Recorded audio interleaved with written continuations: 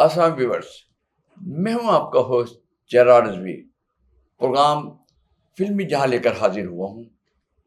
میری کوشش ہے کہ پاکستان فلم انڈسٹری پھر سے ترقی کرے۔ فلمیں تو آپ لوگوں نے بہت دیکھی ہیں، مگر فلم اب شروع ہوگی۔ اگر آپ بھی یہ چاہتے ہیں تو میرے ساتھ جڑے رہیے اور دیکھتے رہیے فلمی جہاں۔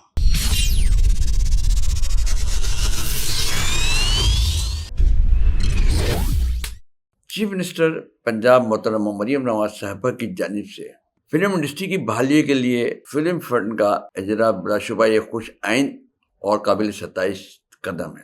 ایک طویل عرصے سے زوال کا شکار پاکستانی فلمی صنعت، خصوصاً لاہور کی فلم انڈسٹری حکومتی سرپرستی کی منتظر تھی۔ ایسے میں اقدام امید کی ایک نئی شمع روشن کرتا ہے، اور اس حقیقت کا اعتراف بھی ہے کہ ثقافت، معیشت اور قومی سافٹ امیج کی تعمیر میں فلمی صنعت ایک اہم ستون کی حیثیت رکھتی ہے۔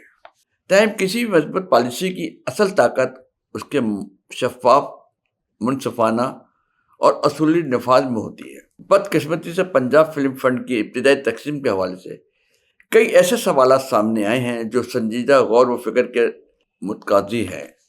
چونکہ یہ فنڈ صوبائی سطح پر حکومت پنجاب کی جانب سے جاری کیا گیا تھا، اس لیے فطری اور منطقی توقع یہی تھی کہ اس کا بنیادی ہدف پنجاب کی فلم انڈسٹری اور یہاں کے فلم سازوں کی بحالی ہوگی۔ اگر یہ اقدام وفاقی سطح پر کیا جاتا تو دیگر صوبوں کے فلم سازوں کی شمولیت ایک قابل فہم جواز رکھتی، مگر جب معاملہ صوبائی وسائل کا ہو تو ترجیح اس خطے کی تخلیق کاروں کو ملنی چاہیے۔ اس تناظر میں ایک اور پہلو بھی قابل توجہ ہے۔ سندھ حکومت پہلے ہی اپنے صوبے کے فلم میکرز اور فن لطیفہ سے متعلق افراد کو فنڈ اور مراحت فراہم کر چکی ہے، اور اس عمل میں پنجاب سے تعلق رکھنے والے فلم سازوں کو بھی شامل نہیں کیا گیا۔ لہذا اصولی طور پر یہی توقع کی جا سکتی ہے کہ پنجاب حکومت بھی اپنے صوبے کے وسائل کو سب سے پہلے پنجاب کی فلم انڈسٹری کے استحکام کے لیے استعمال کرے۔ یہ موقف کسی قسم کے تعصب یا حسد پر مبنی نہیں، بلکہ انتظامی انصاف اور پالیسی کے منطقی تسلسل کا تقاضا ہے۔ دوسری اہم تشویش فنڈ کی تقسیم کے معیار سے متعلق ہے۔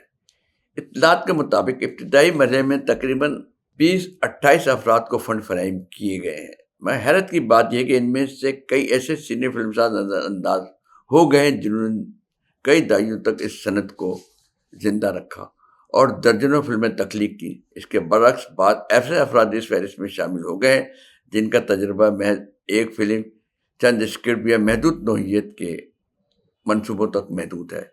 تجربے اور خدمات کے اس واضح فرق کے باوجود سب کو ایک ہی سطح پر رکھنا انصاف کے تقاضوں سے ہمانگ دکھائی نہیں دیتا۔